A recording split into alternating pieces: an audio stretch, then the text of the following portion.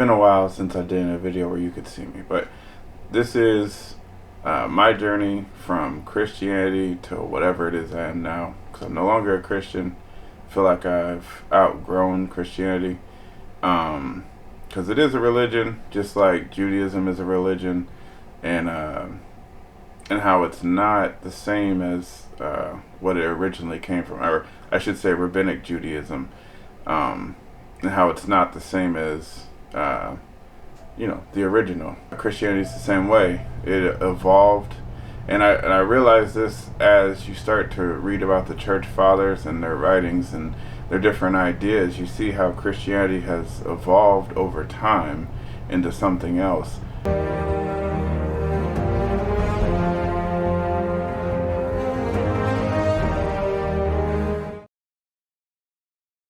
That is not where my journey began. My journey began, well, when I was a kid. I was Christian, grew up in a Christian family. Always, never really thought about it, but just kind of always knew God was there. And then, fast forward, became a Mason.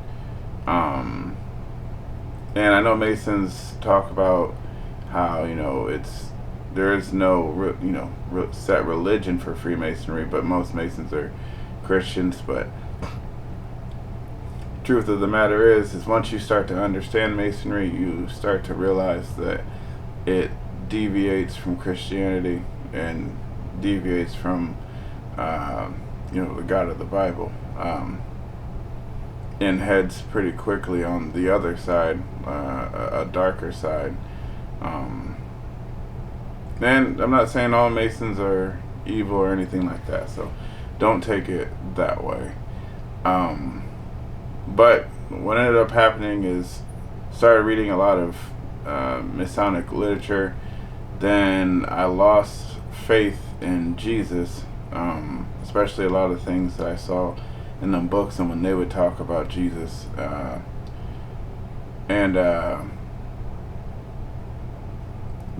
Then had an incident where I prayed, and I couldn't feel God's presence. That was when I realized that my whole life I felt God's presence, and that was the first time that I didn't. And it changed instantly. I knew that that's what the case was, and I decided that I told God, okay, if Jesus is God, if Messiah, if that's you, then you're gonna have to show me. So what I did is I started over. I went out and bought a Torah, because this is the depth of my ignorance. I didn't even know that the first five books of the Bible were the Torah. Now, have I read the first five books? Yes, I've read the first five books, the prophets, and the New Testament, but I didn't know that it was what the Torah was. So then, bought a Torah, started reading through it, started reading the prophets, and then made my way, listened to tons of different preachers on different subjects, and I'd say there's a lot of opinions out there that are treated as if they are fact, and that Western Christianity is something different from what Jesus was teaching, or Yeshua HaMashiach, the Messiah. It's Western Christianity is very different from that, because it lacks the cultural context of what Jesus was saying to Jews. It also vague, a lot of people don't. It's not in the front of their brains that Jesus was a Jew. And one of the questions that I had after I read everything and saw what Jesus taught was, well, if Jesus taught Torah, then why isn't the church keeping Torah? Because it says that Jesus was the example and that we are to be like him. And if Jesus kept all these things, right, then why are we keeping all these things? And I hear the thing of, well, Jesus did it so we didn't have to. That's not what I hear Jesus saying. Nowhere do I hear Jesus saying that. He says, be like me. He says, pick up your cross.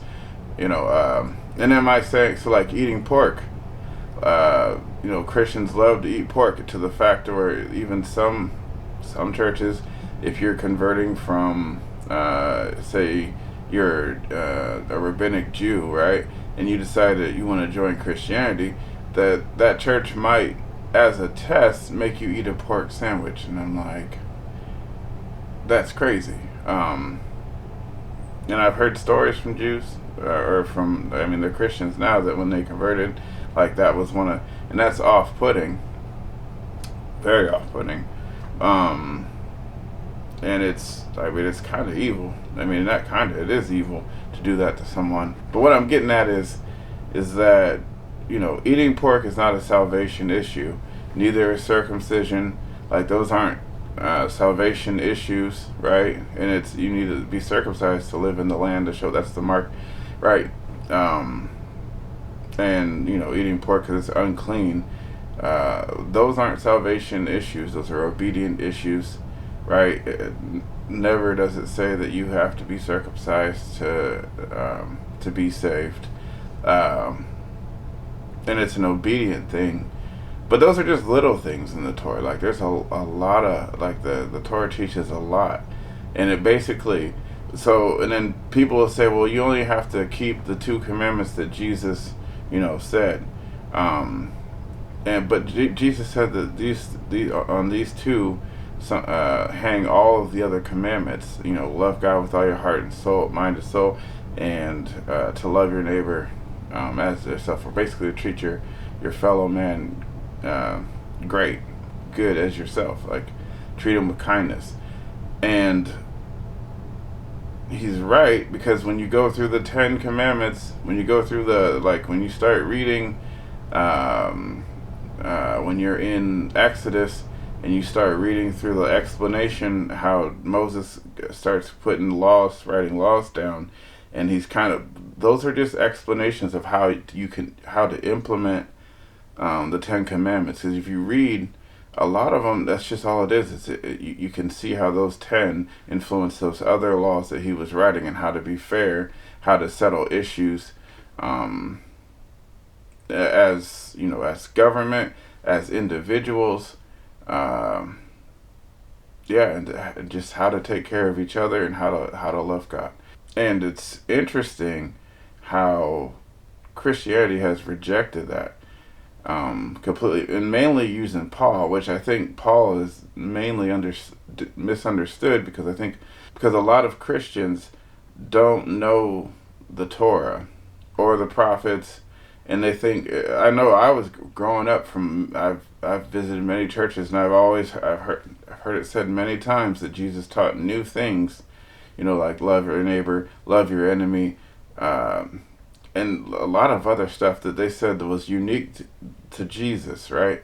But then when you go in the Torah and you start reading it, you'll actually see that Jesus was just quoting from the Torah, because Jesus is the Word of God, the teachings, the instructions. Torah means instructions. Also, is translated, as law. But Jesus is the Torah living, the living Torah.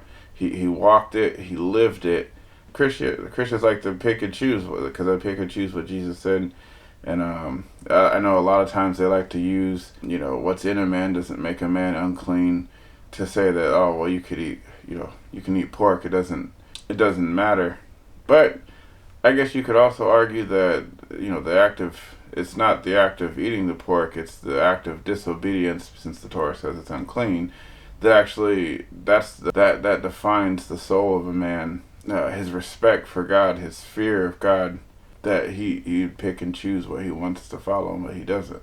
And I could already see the other thing of, do you wear clothes that are 100% this or that? And honestly, right now, no. It is quite expensive, but I am working on it. Setting up my wardrobe to where I can phase things out, to where I eventually will be, all my fabrics will be either cotton or wool or, especially like suits and stuff. It's a little easier to do with suits. But it's a process, and I'm working towards that process to become obedient. Like there's other things in my life that I have to straighten out, and I'm working on that as well. There's things in my past that I had to overcome, and straighten that out. So the thing with the Masons happened, and I found myself not knowing anything. Started over, read through it all. And then I was like, okay. So I started watching all the preachers, like I was saying, and the Western Christianity is just all over the place, and the different disagreements that each church has, because each denomination is essentially its own little religion and has its own, like, deadly sins or unforgivable sins. Like for some it's like smoking and drinking, and for others, like, there's just all different. It's hard to gauge depending on what denomination someone is. But I'm going to try and keep this short. But then, luckily I was able to find Michael Rood. Started watching his show. I can't remember what it's called right now. But, and then I found Nehemiah Gordon, Keith Johnson, and then, there's other, like, David Bivin and Roy Blizzard Jr. They have this book. It's called Understanding the Difficult Words of Jesus. Like, that was a good, like, open my eyes. Nehemiah Gordon has a book called, I think it's like the Greek Jesus versus the Hebrew Yeshua. Very good book as well. Like, it makes clear the disagreements between Jesus and the rabbis, how Jesus was not actually going against Torah, he was going against rabbinic Judaism, the things they added on to the Torah.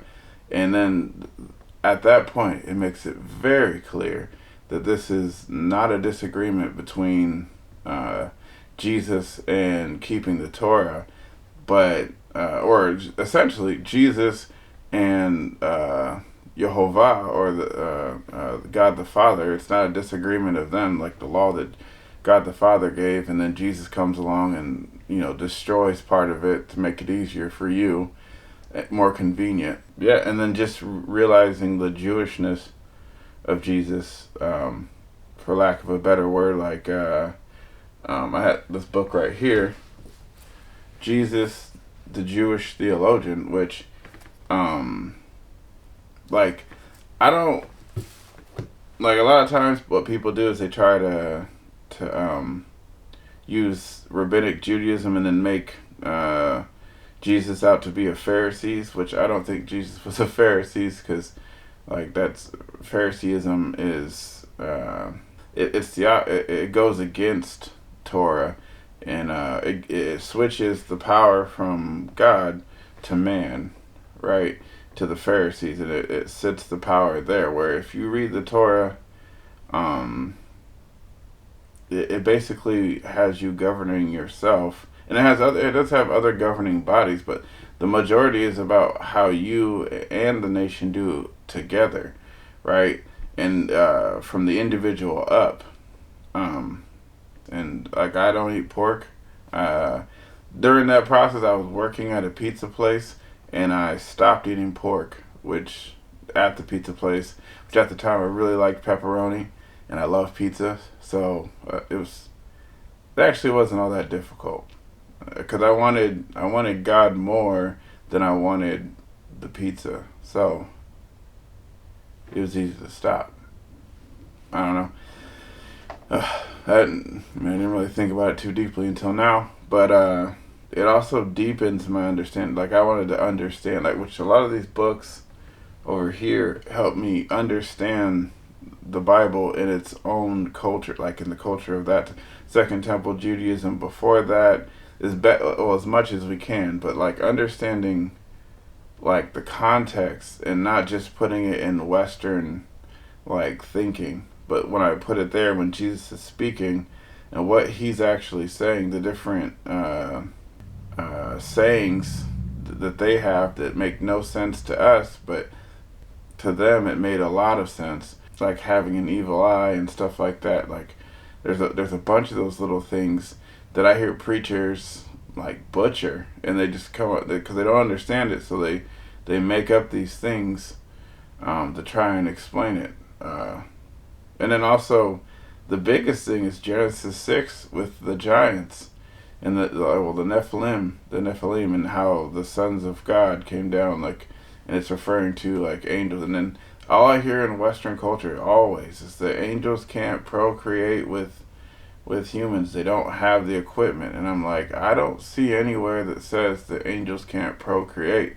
Like, just like, and I think it's more along the same thing as like Torah, how like it asks us not to eat pork, right? But we can physically put it in our mouths, right? We can eat the pork. There's nothing stopping us from doing that, right? Just like the angels. And then you have the sin of the watchers, which Michael Kaiser, he does a lot of work on that. I've read some of his books, 2 of his books. One of them is right here, The Unseen Realm.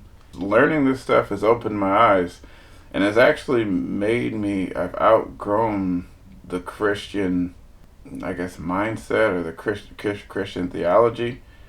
Because, like, all right, so you don't even have to be, the Trinity is not even a Christian thing. It's a Jewish thing, or an Israelite thing, or from Israel, however you want to say it.